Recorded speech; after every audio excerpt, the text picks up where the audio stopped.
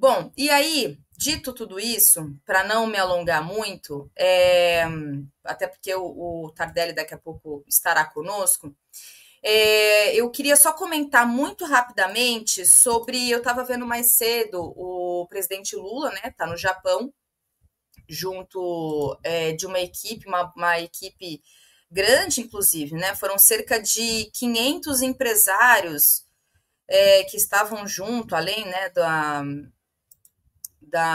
de grande parte de representantes do governo, do parlamento também. Aí está o Lula com os atuais presidentes da Câmara e do Senado e também os ex, né, o Arthur Lira e o Pacheco, que eram os ex-presidentes tanto da Câmara e do Senado, além do Hugo Mota e do Davi Alcolumbre. E aí, nessa coletiva que o presidente Lula fez hoje, mais cedo, o que a gente tem? Muito rapidamente aqui, quero trazer para vocês. Então, o Mauro Vieira, né, ministro das Relações Exteriores, ele fez um breve balanço dessa viagem. Então, ele falou que foram cerca de 500 empresários brasileiros e japoneses. O Brasil esteve junto membros da ABIEC, da Vale do Rio Doce, da Embraer, da Agroindústria Brasileira. E também o Lula se reuniu com os sindicalistas japoneses. O Lula comentou sobre investimentos em tecnologia, ele falou bastante sobre a questão de sustentabilidade, sobre o Brasil ter a capacidade de produzir carros híbridos, descarbonizar o planeta. Ele defende muito a mudança no Conselho de Segurança da ONU. Ele diz que o mapa político e o mapa do mundo não é o mesmo de 1945, portanto, há uma necessidade de outros países também fazerem parte. Ele até citou, né, México, Japão, Brasil. Ele também falou muito sobre a questão da COP30, que vai acontecer em Belém, em novembro. O presidente Lula disse que não vai ser, que ele não quer que seja um festival, um shopping, e que sim, que seja um espaço em que as pessoas firmem compromissos e responsabilidades, que decisões possam serem tomadas e sejam devidamente cumpridas. Ele até citou que, por exemplo, o Acordo de Paris, o Protocolo de Quioto, não tem sido cumprido até então. O presidente Lula, inclusive, diz que assumiu um compromisso de desmatamento zero até 2030, acabar com o desmatamento de todos os biomas brasileiros. Ele diz que os japoneses, um dos acordos firmados, né, o que foi acordado os japoneses poderem ajudar na recuperação dos 40 milhões de hectares em áreas degradadas do Brasil e participar dessa transição energética aí para a substituição do combustível fóssil por combustível sustentável. E ele falou bastante sobre essa questão também. Aí depois ele também acabou apontando, né, cutucando o presidente dos Estados Unidos, o Donald Trump, falando que ele é um defensor do livre comércio, porque muitos dos que se dizem defensores do livre comércio têm feito políticas protecionistas. Claro que isso é justamente em razão do tarifaço todo que o Trump tem feito aí para países, diversos países. Presidente Lula também comentou que ele tem como estratégia, né, levar junto com ele nas viagens os presidentes da Câmara e do Senado, como está aí na foto, vocês estão vendo que eles estavam presentes, justamente para que eles possam assumir os compromissos junto com o país. E ele também diz, né, ele reforçou que ele não quer que as pessoas gostem dele. Lembrem que o Hugo Mota, por exemplo, assim que ele assumiu como presidente da Câmara, ele deu uma cutucada ali, né? Ele fez um aceno ali para o bolsonarismo, um aceno ali para a base de oposição também. Então, fazendo esse jogo de estar sempre no meio de campo, aí em cima do muro. Também o presidente Lula, ele falou que não. E aí, outra coisa importante, vou até colocar aqui o vídeo daqui a pouco, sobre o que ele foi questionado. Porque, assim, tudo isso que eu estou falando, gente, foi um preâmbulo que ele apresentou e aí foram feitas algumas perguntas para ele. Só um ponto importante que eu queria frisar, inclusive por isso que está na chamada aqui do nosso programa, é que o presidente Lula falou sobre o país que ele deseja que o país seja um país de classe média. E aí o que me vem realmente à mente, e eu faço essa pergunta, se isso vai ser combinado com os mais ricos. Porque para a gente ser um país de classe média, não basta apenas que os pobres deixem de serem pobres e passem a serem classe média. Os ricos, super ricos, também precisam, né, entrar nessa conta. Porque, afinal de contas, né, gente, acho que isso é uma questão, um elemento básico na avaliação que a gente faz aqui a respeito do nosso modelo econômico, é que riqueza e pobreza não é antagônico, é complementar, certo? A base de exploração, de expropriação, para que os ricos permaneçam ricos, continuem com a sua vida de privilégio, parasitando, sobretudo, porque é um, não é uma classe que produz, portanto, que não trabalha. Quem não trabalha, quem não gosta de trabalhar é o pobre, é o rico. A gente sabe disso. Quem faz isso, então, assim, a minha pergunta é: os ricos e super ricos, eles vão entrar nessa conta? Esse país de classe média, que, por exemplo, olha só, eu estava vendo mais cedo que o Stedley, né, a liderança histórica que nós temos no MST, ele fez essa seguinte publicação. Tá lá, mas tá lá na conta do X do Stedley. E aí ele diz o seguinte, olha só, pesquisa Datafolha, ela revelou que 15% da burguesia brasileira investe em criptomoedas, 14% em dólar, títulos da dívida pública 12%, 9% em ouro e apenas 100% em ações. Ou seja, né, a avaliação do Stedley, e com toda razão, eles se interessam apenas em especular, em aumentar a riqueza, não se preocupam em produzir. E, enfim, né, não há preocupação nenhuma com o futuro. E aí também, segundo essa pesquisa Datafolha, os trabalhadores, eles utilizam a poupança, né, é a preferida, né, utilizada, mas isso mais por uma questão de segurança. Entre os mais jovens, que é uma influência da classe burguesa, tem 71% que apostam em loterias, 32% que apostam nas bets e 29% no jogo do bicho. E o resultado, né? Aqui ele está fazendo um recorte falando de São Paulo, que 70% de todos os paulistanos estão endividados. Segundo o Stedley, aqui trazendo então um balanço aí a partir dessa pesquisa Datafolha. Então, minha pergunta é: se a gente tem uma burguesia que está preocupada apenas em concentrar mais renda através de rentismo, de especulação, como é que a gente vai ser um país de classe média? Né? É claro que, assim, gente, aqui, novamente, a crítica, né, a avaliação que a gente faz não é de caráter personalista.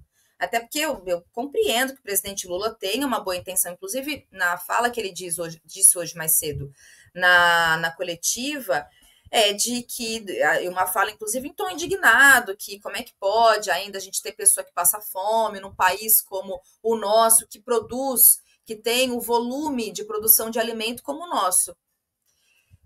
Né? Então, assim, eu entendo essa intenção do presidente Lula e a gente sabe que tem toda uma preocupação histórica dele, inclusive, em relação a essa questão de acabar com a fome. Mas o que a gente viu, por exemplo, um dado que o próprio presidente trouxe, que em 2014 a fome foi extinguida no Brasil, menos de 10 anos depois, a gente chegou nessa situação, né, durante a pandemia, em que vimos, durante o governo Bolsonaro, pessoas na fila do osso, por exemplo. Então, se a gente não pensar num projeto de país que modifique de fato as estruturas das coisas como estão, eu não sei que país de classe média é esse, que vai todo mundo se manter ali, claro, cada um podendo ter uma vida confortável, sem preocupação, tendo as condições mínimas garantidas, aliás, com direitos, a partir do direito constitucional, que é moradia, lazer, saúde, transporte, educação. Nem isso a gente tem, a gente sabe disso. Nós somos o país que não conseguiu resolver nem a questão do saneamento básico ainda.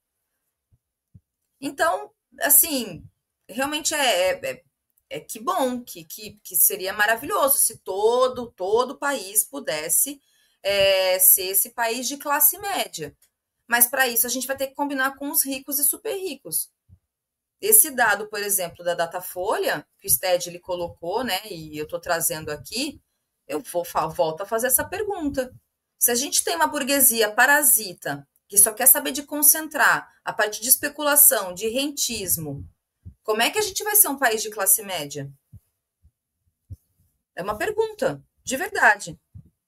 Bom, e aí, gente, junto, né, das perguntas que foram feitas também, foram poucas perguntas até, assim, 4, 5 perguntas, e evidentemente a última pergunta, inclusive acho que foi de um jornalista da Globo, em que ele questionou, evidentemente, sobre o julgamento do Bolsonaro e dos outros 7 aliados e deles terem se tornado réus. E aí o presidente Lula fez a seguinte manifestação.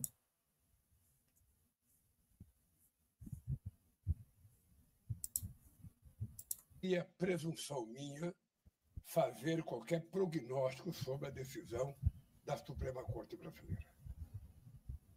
Eu acho que o que é correto é que a Suprema Corte está se baseando e se manifestando nos autos do processo, depois de meses e meses de investigação, muito bem feita pela Polícia Federal, muito bem feita pelo Ministério Público e com muita delação de gente importante que está acusando o que tentou acontecer no Brasil. É visível que o ex-presidente tentou dar um golpe no país, é visível por todas as provas que ele tentou contribuir para o meu assassinato, para o assassinato do vice-presidente, para o assassinato do ex-presidente da Justiça Eleitoral Brasileira, e todo mundo sabe o que aconteceu nesse país. Não adianta agora ele ficar fazendo bravata, dizendo que está sendo perseguido. Ele sabe o que ele cometeu. Só ele sabe. Só ele sabe o que ele fez. Ele sabe que não foi correto. E não adianta ficar pedindo anistia antes do julgamento. Quando ele pede anistia antes do julgamento, significa que ele está dizendo que foi culpado. Ele deveria provar a inocência dele, porque ele não precisava pedir anistia. Prova que é inocente e vai ficar livre e acabou. Agora, como ele não tem como provar que ele é inocente, como ele não tem como provar que ele não tentou dar golpe, ele fica tentando fazer provocação ainda na sociedade brasileira. Eu só espero que a justiça faça justiça. Se, nos autos do processo, ele for inocente, que seja inocentado. Se ele for culpado, que seja punido. Eu, inclusive, defendo que ele tenha a presunção de inocência que eu não tive. Quando ele fala que quer proibir ele de disputar a eleição, é importante lembrar que eu fui proibido de disputar as eleições de 2018. É importante ele lembrar. Então, eu só espero que se faça justiça. Eu não dou palpite, não conheço os autos do processo. Eu espero que a Suprema Corte vote, sabe, com a coerência de uma Suprema Corte calejada, experimentada, porque o povo brasileiro precisa, inclusive, saber que a Suprema Corte está cumprindo com o seu papel. E todo mundo sabe o que aconteceu no Brasil. Todo mundo sabe. E ele também sabe. Eu, toda vez que alguém comete um erro, eu pergunto, olha, só você sabe se é verdade ou mentira. E ele sabe que é verdade. Ele sabe que é verdade, então eu espero que a Suprema Corte faça o julgamento que precisa ser feito e que tome a decisão em função dos autos do processo. Eu não acho que o ministro tem que falar para a imprensa, que tem que fazer discurso, eu acho que tem que votar. Sabe, não é o homem Bolsonaro que está sendo julgado. É um golpe de Estado que está sendo julgado. É a conduta desse cidadão que está sendo julgada. Então, eu penso que, se ele tiver culpado, ele tem que se contentar com a punição. Isso vale para todos os 213 milhões de habitantes.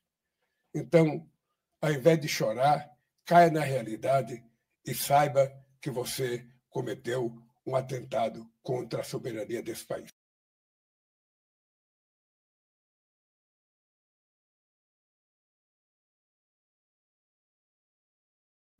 Estava no silencioso, né, gente? Então tá aí, a manifestação do presidente Lula, ele foi questionado por um repórter, acho que da Globo, e fez deu essa resposta.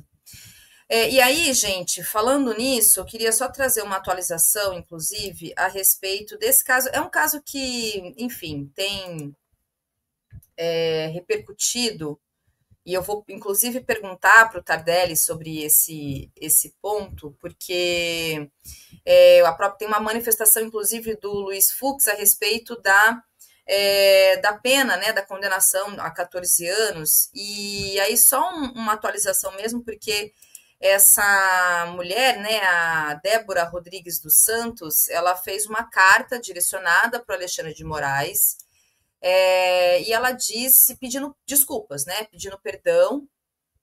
Ela disse que ela fez um depoimento e ela disse que não tinha conhecimento da gravidade do que ela estava fazendo. Ela falou que disse que é uma cidadã do bem, né? É risível, que enfim, foda-se, né? Foda-se, o que é ser cidadã do bem, né? E aí ela disse que queria se dirigir, então, às palavras alguém de cargo importante, como o ministro, e aí, segundo ela, que ela foi a Brasília, porque ela acreditava que aconteceria uma manifestação pacífica e sem transtornos, e aos poucos ela foi percebendo que o movimento foi ficando acalorado. Esse depoimento, ele foi tornado público, tem o vídeo dela, mas assim, nem vale ficar de verdade, gente, perdendo muito tempo, porque é uma retórica que ela tenta se fazer de ingênua, ela diz, inclusive, que ela não ia fazer pichar lá a estátua, mas uma pessoa que pediu para ela, porque a pessoa disse que a letra dela era feia, e é por isso que ela pichou, mas há uma manifestação, como eu disse, do Luiz Fux, para rever a questão dos 14 anos, da pena, se for comprovado que ela não entrou no prédio do STF, né? Só lembrando que ela não foi condenada pela pichação em si, né? Por ter lá vandalizado, enfim, a estátua do STF, mas sim por uma série de crimes, né? Como abolição do Estado Democrático de Direito, golpe de Estado. A gente falou sobre isso aqui. Então, só essa atualização sobre isso, porque isso é um assunto que eu quero conversar com o Tardelli também.